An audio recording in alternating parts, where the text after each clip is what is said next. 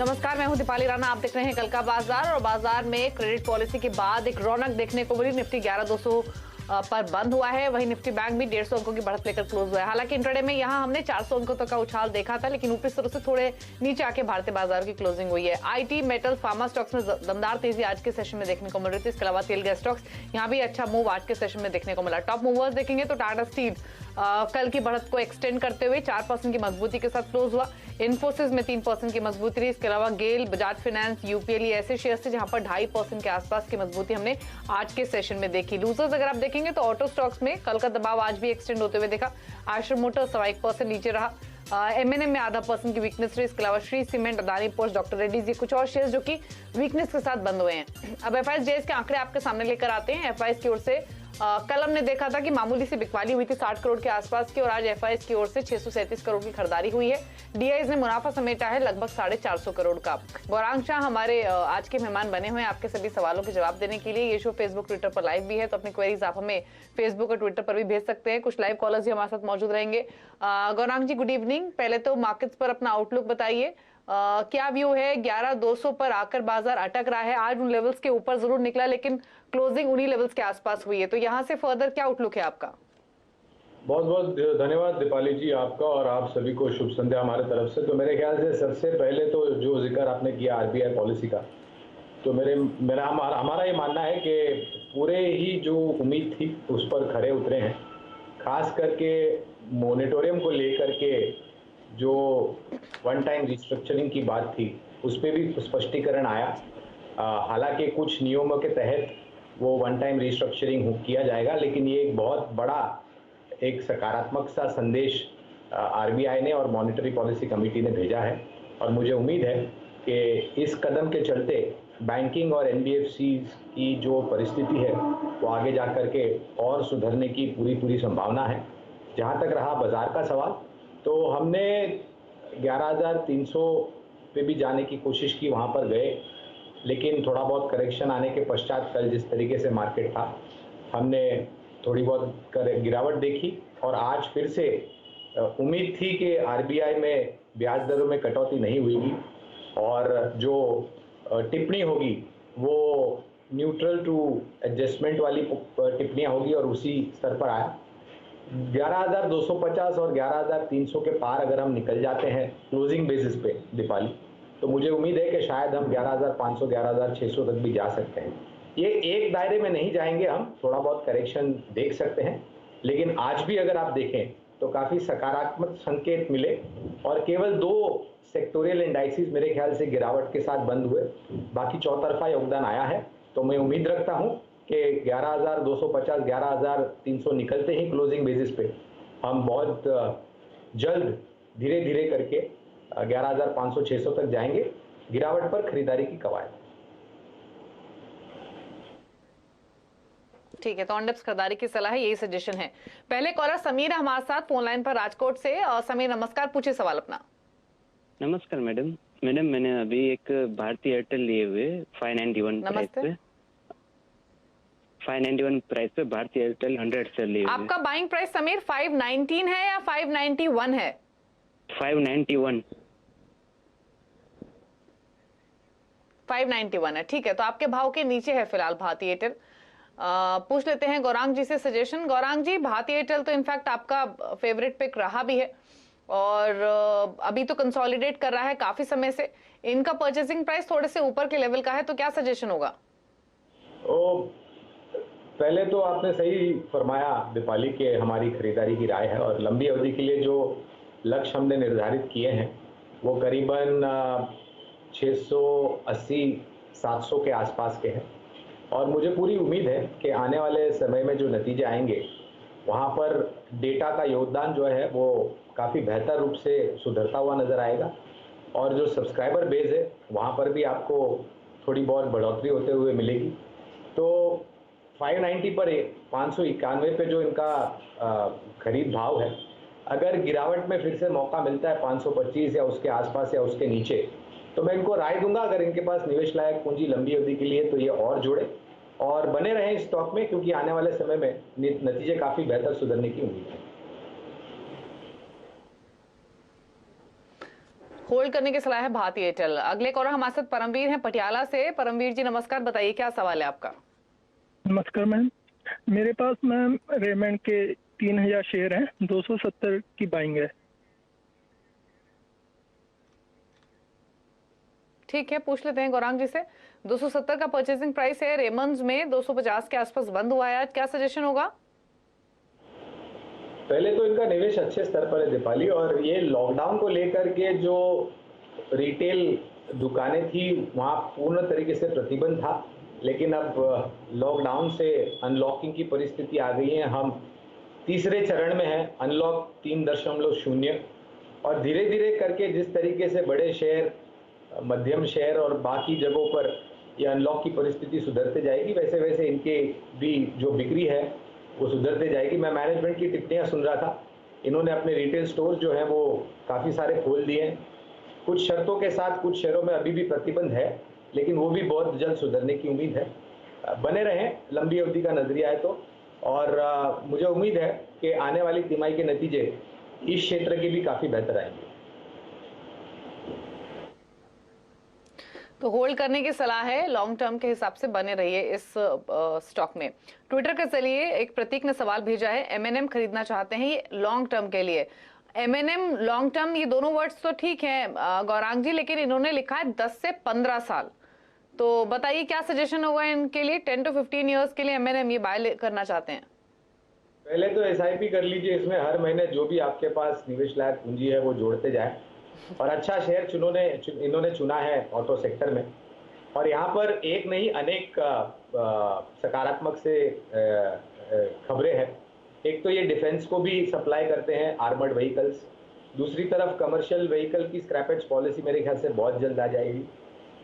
Sports utility vehicle, light commercial vehicle, heavy commercial vehicle बनाती है, और इसके साथ साथ ट्रैक्टर्स भी बनाती है, यानी कि कृषि क्षेत्र से भी ये कंपनी जुड़ी हुई है। तो मुझे लग रहा है कि इनका नज़रिया जो 10-15 साल का है, सिर्फ एक ही इनको राय दूंगा कि आपका नज़रिया इतना लंबा है तो नियमित तौर पे जो नतीजे आते हैं उस पर गौर करें और उस पर राय ले ले किसी सलाहकार की, वित्तीय सलाहकार की, तो ये आपको ज़्यादा फायदेमंद होगा। ठीक है, तो एसआईपी के जरिए इन्वेस्ट कीजिए, ये सजेशन है गौरांग जी का। अजय हमारे साथ फोन लाइन पर इंदौर से। अजय नमस्कार, बताइए क्या सवाल है आपका। मेरा क्वेश्चन ये है मैम कि मेरे पास फेडरल बैंक है 43 से 300 की क्वांटिटी है, और आपका परचेसिंग प्राइस 43 का बताया आपने। तो बहुत करना चाहिए।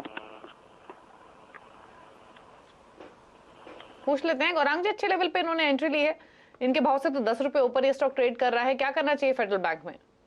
10 रुपए कमाने के लिए जल्दबाजी न करें, लंबी अवधि के लिए बने रहें। दक्षिण भारत स्थापित ये बैंक है और काफ़ी लंबे समय से हमारी खरीदारी की कवायद है, और इनका गोल्ड लोन एक्सपोजर भी काफ़ी अच्छा है। और जिस तरीके से सोने के दाम अंतर्राष्ट्रीय मार्केट में और भारत में हम देख रहे हैं, मेरे ख्याल से एक अच्छा नतीजा आएगा इनका। और ये जो तिमाही के नतीजे आएंगे, पहली तिमाही के जो नतीजे आए थे इस वित्तीय वर्ष के, वो भी हमारी उम्मीद से बेहतर थे। तो मैं इनको बने रहने की राय दूंगा। 10 रुपए के मुनाफा बांधने के लिए जल्दबाजी न करें आप। ठीक है, तो होल्ड करने की सलाह है, लॉन्ग टर्म के हिसाब से बने रहिए इस स्टॉक में, ये सजेशन है गौरांग जी की ओर से। अगले कॉलर अनिल गुप्ता है हमारे साथ फोन लाइन पर। अनिल जी नमस्कार, पूछिए क्या सवाल है आपका। मैडम मेरे पास रेन इंडस्ट्रीज के 60 शेयर्स है, 103 का परचेज प्राइस है। हेलो, ठीक है, रेन इंडस्ट्रीज 103 का आपका खरीद भाव है, 97-98 के आसपास क्लोजिंग हुई है आज। गौरांग जी, रेन इंडस्ट्रीज क्या सजेस्ट करेंगे इस स्टॉक पर? देखिए, ये शेयर काफ़ी उतार चढ़ाव के दौर से गुजरता है, बहुत ही वॉलेटाइल स्टॉक है ये, काउंटर बहुत ही वॉलेटाइल है। और बुनियादी तौर पर तो हमारी कोई कवायद है नहीं, लेकिन इसको एक राय दूंगा मैं कि हो सके तो यहाँ से निकल करके 2 विकल्प है आपके पास। एक है L&T फाइनेंस एंड होल्डिंग और दूसरा है अशोक लेलैंड। आप चाहें तो यहाँ पर परिवर्तन कर सकते हैं लंबी अवधि के लिए, या फिर फेडरल बैंक का जिसका हम जिक्र अभी कर रहे थे वहाँ पर भी परिवर्तन कर सकते हैं। ठीक है, तो फेडरल बैंक में स्विच कर सकते हैं या फिर L&T फाइनेंस होल्डिंग, ये गौरांग जी की पसंद है। ट्विटर के जरिए एक सवाल हमें मिला है राजीव रंजन का। सवाल है इनका जयकॉर्प पर और मैंगलोर केमिकल फर्टिलाइजर्स पर। जयकॉर्प में जिनका परचेसिंग प्राइस है वो 91 रुपीज का है और मैंगलोर केमिकल्स में 35 रुपए का परचेसिंग प्राइस है। तो गौरांग जी बताइए, जयकॉर्प और मैंगलोर केमिकल्स दोनों पर आपका व्यू। तो मैंगलोर केमिकल्स में तो बने रह सकते हैं। जयकॉर्प पर दुविधा ये है दीपाली की ये कंपनी क्या कारोबार करती है इस पर मेरा कोई नज़रिया नहीं है और ना ही मैं इस कंपनी को ट्रैक करता हूं।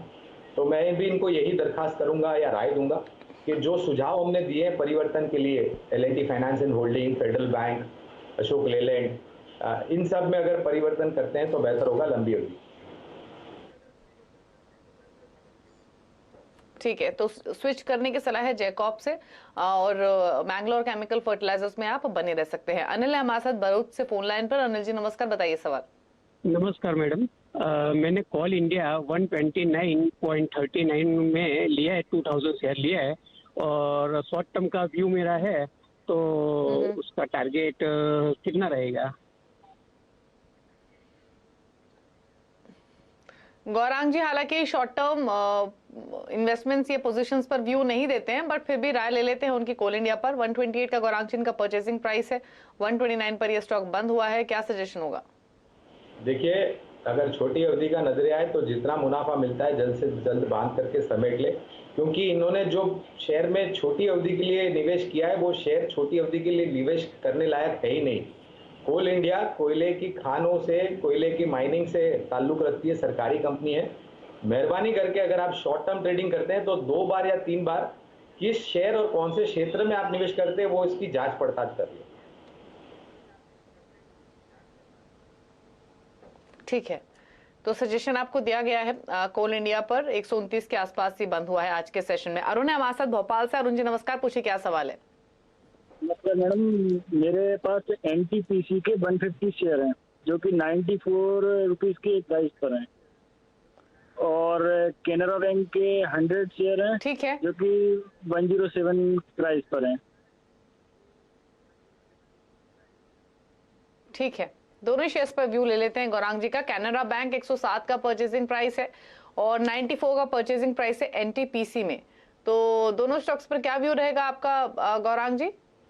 ऊर्जा उत्पादन से जुड़ी हुई कंपनी NTPC में आप बने रह सकते हैं, लंबी अवधि के लिए हमारी खरीदारी की कवायद है।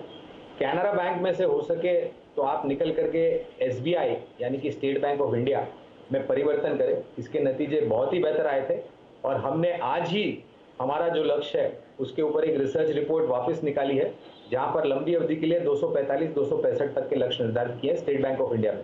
तो कैनरा बैंक में से निकल करके स्टेट बैंक ऑफ इंडिया में परिवर्तन करें लंबी अवधि। ठीक है, तो कैनरा बैंक से स्विच करने की सलाह है SBI, लेकिन व्यू आपको रखना होगा लॉन्ग टर्म। ट्विटर पर एक सवाल आया है प्रमोद का और उनका सवाल है टोरेंट पावर पर। इनके पास 200 शेयर्स है, परचेसिंग प्राइस है 330 का और इनका जो टाइम होराइजन है वो 3 मंथ्स का है। तो गौरांग जी 3 मंथ्स के पर्सपेक्टिव से क्या सजेशन होगा टोरेंट पावर में? यहाँ पर वापिस ये ऊर्जा उत्पादन वाली कंपनियां छोटी अवधि के लिए बहुत ही सही पसंद नहीं है आपको FMCG जैसे, बैंकिंग जैसे क्षेत्र में आपको छोटी अवधि के लिए अगर आपको कामकाज करना है, IT है, फार्मा है, स्पेशलिटी केमिकल्स हैं जो कि आजकल काफ़ी चल रहे हैं दीपाली, इन सब क्षेत्रों में आपको अच्छी कंपनियों के लिए अच्छी कंपनियों में निवेश करना चाहिए, क्योंकि ये साइकिलिकल है और यहाँ पर आपको बहुत उतार चढ़ाव मिलते हैं। तो आपका शॉर्ट टर्म का जो नज़रिया है वो इन सब क्षेत्र पर होना चाहिए। इस कंपनी पर हालांकि मैं ये राय दूंगा कि लंबी अवधि के लिए हमारी खरीदारी की राय है, तो अगर आपका नजरिया परिवर्तन कर सकते हैं तो बने रहे, अन्यथा जो सुझाव दिया है वहां पर आप परिवर्तन कर सकते हैं। ठीक है, बीवी गौतम ने एक सवाल भेजा है हमें ट्विटर पर। सवाल है इनका HDFC लाइफ पर। 125 शेयर्स है, 575 इनका परचेसिंग प्राइस है, व्यू लॉन्ग टर्म है और जानना चाहते हैं कि इन लेवल्स पर और एडिशन भी हो सकता है क्या? मैं तो इनको ये कहूंगा कि SIP कर लीजिए सर, और अगर हर महीने जो आपके पास पूंजी आती है वहां से एक हिस्सा बचा करके आप इसमें जोड़ते जाएं। बहुत ही शानदार कंपनी है HDFC लाइफ और लंबी अवधि के लिए हमारी खरीदारी की कवायद है। होल्ड करने की सलाह है और एसआईपी के जरिए नई इन्वेस्टमेंट्स भी की जा सकती है एचडीएफसी लाइफ में। अशोक चौधरी ने हमें सवाल भेजा है सूरत से ट्विटर पर। पीटीसी इंडिया पर इनका सवाल है, 2600 शेयर्स इन्होंने खरीदे हुए हैं, परचेसिंग प्राइस है 75 रुपए का। होराइजन इनका 1 से 2 साल है गौरांग जी, तो बाइंग तो ऊपर की है काफी, लेकिन 1 to 2 ईयर का पर्सपेक्टिव है, तो क्या करेंगे? ये भी ऊर्जा क्षेत्र से जुड़ी हुई कंपनी है दीपाली, लेकिन यहाँ पर हमने पहले खरीदारी की राय दी थी और बाद में जिस तकलीफों से गुजर रहा था उसको मद्देनजर देखते हुए हमने उछाल पर बेचने की राय दी है और इनको भी यही राय दूंगा कि उछाल पर बेच दे, जो भी आप कम नुकसान भुगतने की क्षमता रखते हैं, और जो सुझाव दिए हैं लंबी अवधि के लिए वहां पर गौर करें। ठीक है, तो सजेशन आपको दिया गया है पीटीसी इंडिया पर, और यहां से एग्जिट करके स्विच कर सकते हैं आप। ऑप्शंस आपको गौरांग जी ने बताए हैं ताकि यहां हो रहे हैं नुकसान की आप भरपाई कर सकें। एक ब्रेक के लिए यहां पर रुक रहे हैं, लौटेंगे तो कुछ और सवालों करेंगे शाम में, जल्द वापस आते हैं।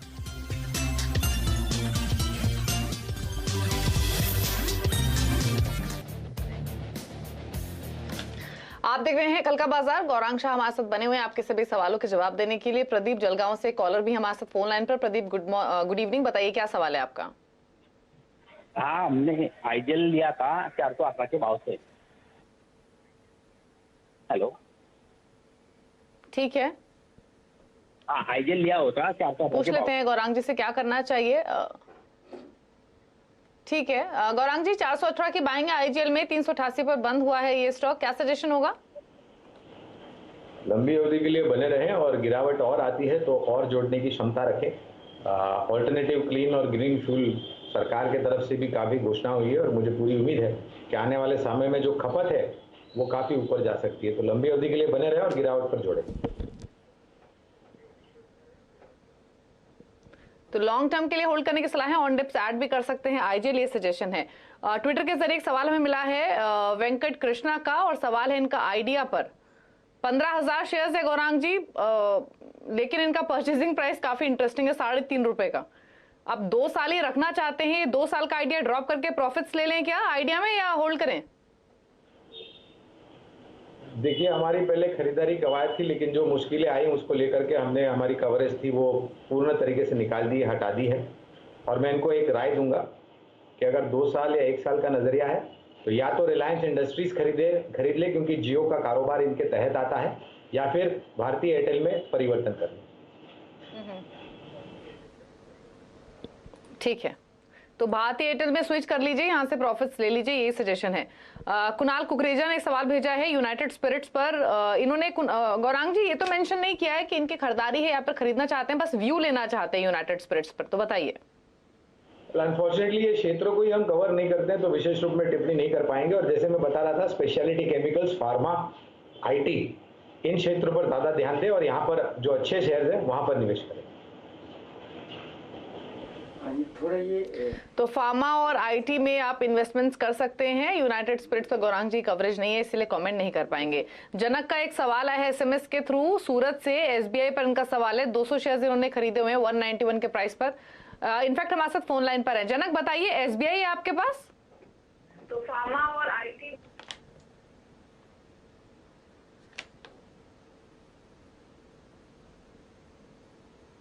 जनक, टीवी की आवाज प्लीज कम करके अपना सवाल आप पूछिए। चलिए, बातचीत नहीं कर रहे हैं गौरांग जी, टीवी के जरिए ऑडियो सुन रहे हैं, इसीलिए। एसबीआई पर इनका सवाल है, इनके भाव पर ही बंद हुआ है स्टॉक, क्या सजेशन होगा? पहले जिक्र कर रहा था और पहले निवेशकों को मैंने राय दी कि 245-265 का लक्ष्य लंबी अवधि के लिए बने रहें और गिरावट पर और जुड़े।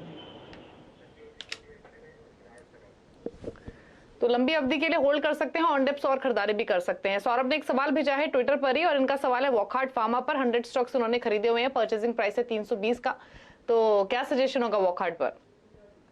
यहाँ पर भी कवरेज थी, लेकिन जिस मुश्किलों के दौर से ये फार्मास्यूटिकल कंपनी गुजरी, हमने हमारी कवरेज खरीदारी से बिकवाली करी थी। हमारे नीचे की तरफ के लक्ष्य आ गए थे, उसके पश्चात हमने हमारी जो कवरेज थी वो निकाल दी है।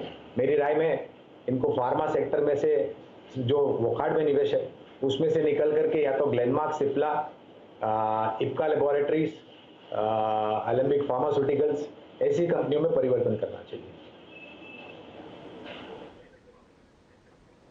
ठीक है, तो वॉकहार्ट से स्विच करने की सलाह है। कई नाम यहाँ पर गौरांग जी ने सुझाए हैं फार्मा स्पेस से ही, सिप्ला, इप्का लैबोरेटरीज, ग्लेनमार्क फार्मा, इन स्टॉक्स को आप कंसिडर कर सकते हैं। अमीन ने एक सवाल भेजा है अहमदाबाद से, एसएल प्रोपैक पर 268 के प्राइस पर इन्होंने खरीदे हुए शेयर्स, 50 क्वांटिटी है। तो गौरांग जी क्या सजेशन होगा एसएल प्रोपैक में? नतीजे भी हाल ही में आए थे मेरे ख्याल से, और थोड़े बहुत एक दो जगह पर थोड़ी खामियां थी। लंबी अवधि के लिए हमारी कवायद है कि आप बने रहें, और मुझे उम्मीद है कि ये कंपनी आगे जा करके अच्छे नतीजे लेकर के आएगी और उसका बेहतर रुझान आपको शेयर के दामों में देखने मिलेगा।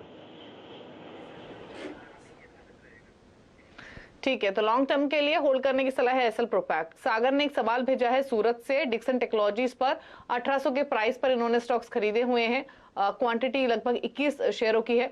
तो गौरांग जी अच्छे लेवल पे इन्होंने एंट्री ली है, कई गुना मुनाफा इनको मिल रहा है डिक्सन टेक में, क्या सजेशन होगा?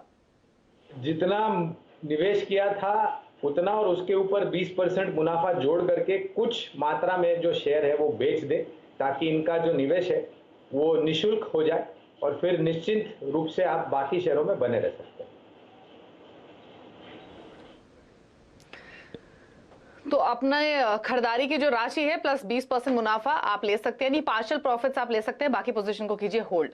अनिर्बन ने एक सवाल भेजा है ट्विटर पर जमशेदपुर से, टाटा स्टील पर इनका सवाल है, 650 के प्राइस पर इनके पास 30 शेयर्स पड़े हुए हैं। तो प्राइस देखकर तो लग रहा है गौरांग जी काफी पुरानी इनकी खरीदारी है, लेकिन मेटल्स में जैसे रौनक दिखी हाल फिलहाल में, क्या सजेशन होगा इनके लिए?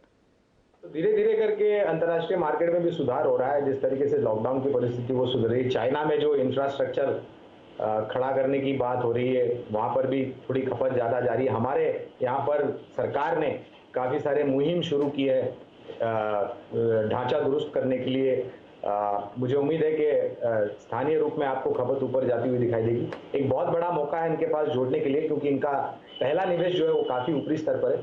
तो हो सके तो 100% यानी कि 100% आप एवरेज करें, अन्यथा 50% तो एवरेज करें, ताकि आपका निवेश का स्तर नीचे आ जाए। ठीक है, तो एवरेज करने की सलाह है, यहाँ पर थोड़ी और खरीदारी आप कीजिए। रवेश ने एक सवाल भेजा है पटना से, 2 स्टॉक्स है गौरांग जी इनके पास, पिडिलाइट 1395 का प्राइस है, बायोकॉन 417 का प्राइस है। बायोकॉन में जानना चाहते हैं कि क्या इन लेवल्स पर और एडिशन भी कर सकते हैं? दोनों में ही जोड़ सकते हैं, एक में क्यों दीपाली, क्योंकि दोनों पर लंबी अवधि के लिए खरीदारी की राय है। पिडिलाइट स्पेशलिटी केमिकल्स वगैरह से जुड़ी हुई कंपनी और इनके जो प्रोडक्ट है वो काफ़ी प्रसिद्ध है, मार्केट शेयर भी इनका काफ़ी बड़ा है। बायोकॉन एक बहुत ही बड़ी टर्नअराउंड स्टोरी है, बने रहें और दोनों में आप जोड़ सकते हैं। ठीक है, तो सजेशन यही है कि आप होल्ड कीजिए अपनी इस पोजीशन को, बने रहिए। चलिए, शुक्रिया गौरांग जी शो का हिस्सा बनने के लिए और सभी स्टॉक्स पर अपना व्यू देने के लिए। समय की कमी है इसलिए शो को समेटेंगे, कोई डिस्क्लोजर आपकी ओर से?